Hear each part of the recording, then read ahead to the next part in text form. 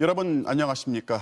여권 내 2위 이낙연 전 대표가 내 삶을 지켜주는 나라를 만들겠다는 기치를 내걸고 대선 출마를 공식 선언했습니다. 정세균, 이광재 두 예비 후보는 정세균 전 총리로 단일화했습니다. 여권 내 1위 이재명 지사를 겨냥한 다른 후보들의 새 결집이 이제 본격적으로 시작된 겁니다. 먼저 이학수 기자가 보도합니다. 더불어민주당 이낙연 전 대표가 내 삶을 지켜주는 나라를 열쇠말 삼아 온라인 동영상으로 대선 출마를 공식 선언했습니다. 모두에게 최소한의 생활을 보장하는 신복지와 중산층 70% 시대를 대표 공약으로 내세웠습니다. 70%로 늘리겠습니다. 중산층이 두터워야 불평등이 완화됩니다. 사회가 위기에 강해집니다.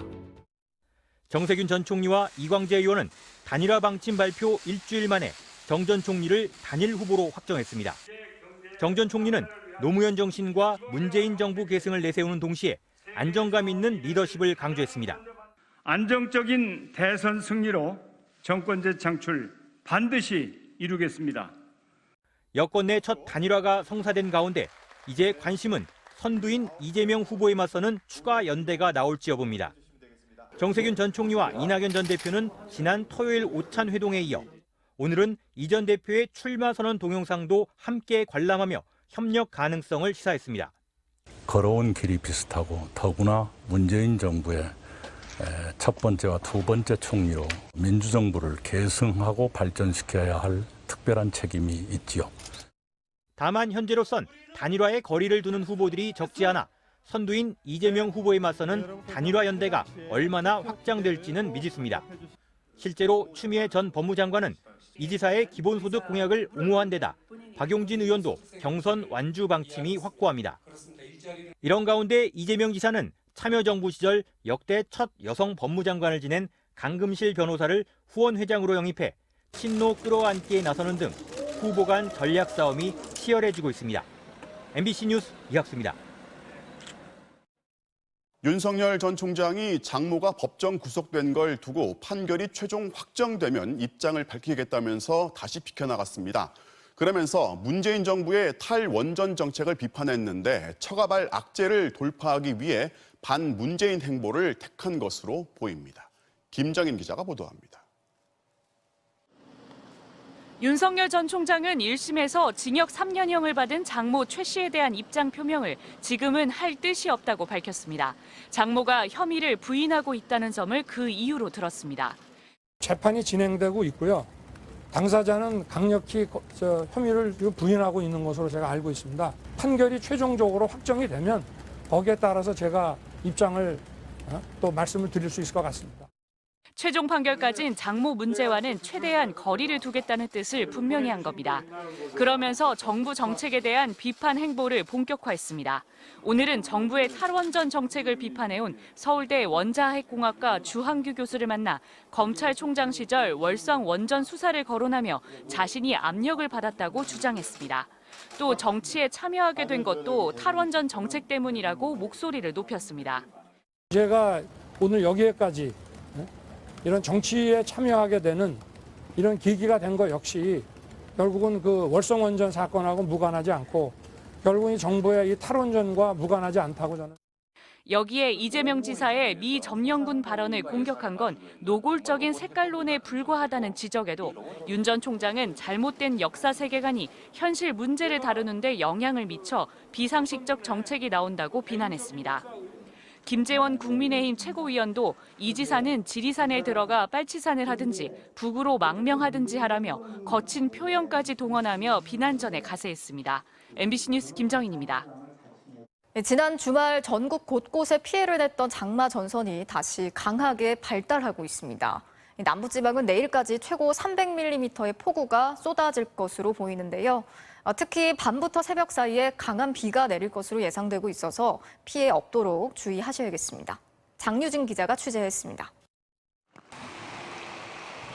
주말 새 집중호우를 몰고 온 장마전선은 오늘 낮 동안 남해안에 머무르며 남부지방 곳곳에만 비를 뿌렸습니다. 전남 여수와 목포 등 남부 해안지방에는 장대비가 내리다 그치기를 반복하면서 호우특보가 내려지기도 했습니다.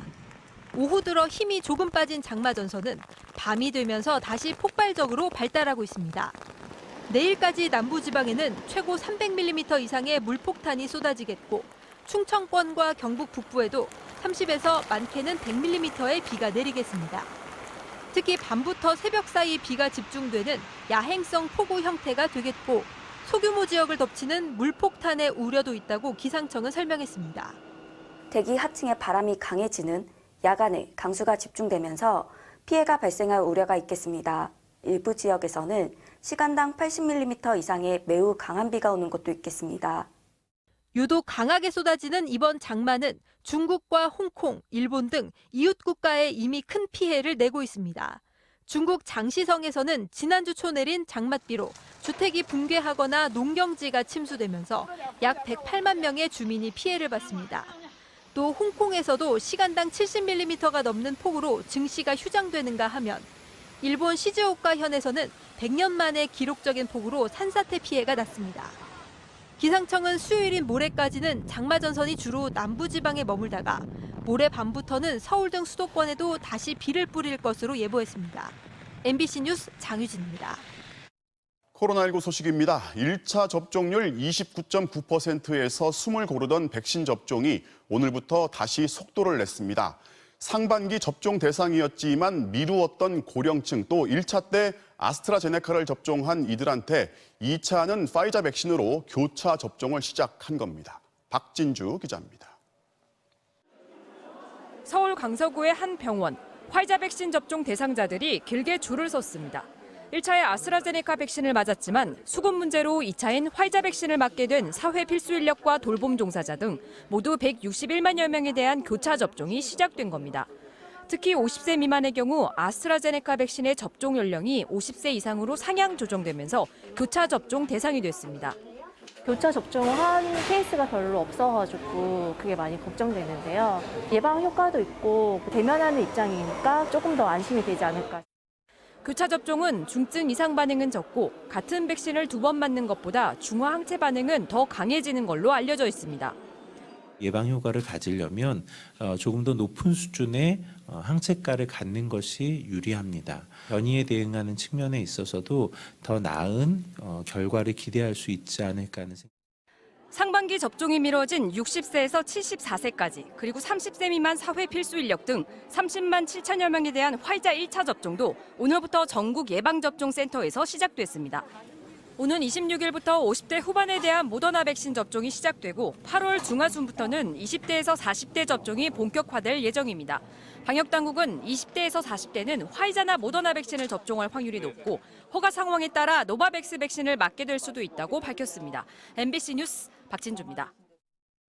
부산의 한 전기업체에서 화물용 승강기가 12m 아래로 추락하면서 승강기를 점검하던 20대 직원이 숨졌습니다. 회사에 입사한 지 1년 된 초년생이었습니다. 류재민 기자입니다. 부산에 있는 한 전기업체. 구급대원들이 바닥에 쓰러진 남성에게 심폐소생술을 실시합니다. 오늘 오전 10시쯤 이 업체에서 사용하던 화물용 승강기가 3층에서 12m 아래 바닥으로 갑자기 추락했습니다. 그런데 떨어진 승강기 윗부분에서 업체에서 일하는 20대 노동자 A씨가 발견됐습니다. 피해자는 승강기가 1층으로 떨어진 이후 잠시 뒤 떨어진 승강기 위로 추락한 것으로 전해졌습니다. 구급대원들이 응급조치를 하며 곧바로 병원으로 옮겼지만 결국 숨졌습니다. 떨어졌을 때 팔이 걸려 있더라고요. 그래가지고 부트 위로 올리고요.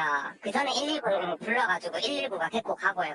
화물용 승강기가 갑자기 3층에 올라가 움직이지 않자 다른 직원과 함께 고장 여부를 확인하고 있었는데 동료가 수리업체에 연락하기 위해 1층으로 내려간 사이 승강기가 추락했고 그 위로 떨어진 것으로 보입니다. A씨는 작년부터 이 업체에서 전기자재 관리 담당으로 일한 사회 초년생이었습니다. 이거 올라가면 균형이 안 맞아서 저거 위험하지 않나 이렇게 지 말은 뭐 괜찮다고는 하지만 위험을 하지 이렇게 했거든요. 경찰과 산업안전보건공단은 승강기 추락 경위와 업체의 안전수칙 위반 여부를 조사하고 있습니다. 원방구를 위로 승하강시키는 게 이제 호이스트라는 장비거든요. 그 호이스트에 결함이 있을 것 같아라는. 올해 1분기 석 달 동안 산업 현장에서 추락한 노동자는 3,200명이 넘고 이 가운데 목숨을 잃은 노동자는 111명에 달합니다. MBC 뉴스 류잼리입니다.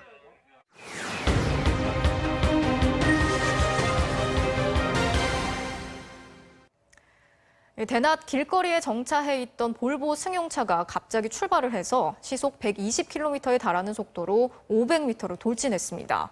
운전자는 온 몸에 뼈가 부러지는 중상을 입었는데요. 반자율주행 기능이 오작동한 급발진 사고라면서 볼보를 상대로 소송을 냈습니다. 제보는 MBC 홍신영 기자가 전해드리겠습니다. 경기도의 한 아파트 상가 앞 도로. 길가에 서 있는 흰색 볼보 승용차에 운전자가 올라탑니다. 그런데 한동안 멈춰있던 차가 갑자기 굉음과 함께 출발합니다. 어머, 잠깐만. 운전자는 당시 주차된 상태에서 통화 중이었습니다. 영수증이 안 들어왔다고? 왜 안 들어갔을까? 잠깐만. 어머, 잠깐만. 속도가 걷잡을 수 없이 빨라지면서 과속 방지턱도 거칠게 날아가듯 넘어가며 질주합니다. 잠깐만. 신호도 무시한 채 사거리도 그대로 통과합니다. 잠깐만. 이거 안 돼. 최고 속도 시속 120km. 단 19초 만에 사거리를 3개나 지나 500m나 달린 차량은 정면에 국기계 양대를 들이받고서야 멈췄습니다. 소리가 나길래 뭔 일이요 이렇게 본 거지. 그냥 휙 뜨고 차가 막 내달리더라고. 그래서. 운전 경력 23년의 50대 운전자 전모 씨는 곳곳에 뼈가 부러지는 중상으로 전치 20주의 진단을 받았습니다. 평생 거동이 불편한 장애를 갖고 살아야 합니다. 출발할 생각이 전혀 없어 안전벨트조차 매지 않은 상태였는데 차가 갑자기 출발했다는 게 운전자의 주장. 앞에 그 트럭을 이제 부딪힐까봐 강제로 이제 핸들을 이렇게 움직이려고 했는데 전혀 핸들 제어가 안 되고 너무 이제 공포스러웠다. 이 차는 반자율 주행 기능이 있는데 이 시스템이 오작동한 것이 아니냐는 게 전시 측 주장입니다. CCTV상으로 보면 차량의 브레이크 후미 등에 불이 들어오지는 않았습니다. 하지만 영상을 본 한 차량 전문가는 운전자 의사와 다르게 차량이 출발한 것은 분명해 보인다며 차량 오작동 가능성을 제기했습니다. 출발하고 즉각적으로 했다는 의미는 의도와 달리 차량이 진행을 했다는 부분. 앞차와 거리가 가까워지면 속도가 줄거나 멈추는 기능도 있지만 당시 이조차 작동하지 않았고 중앙선도 그냥 넘어갔습니다.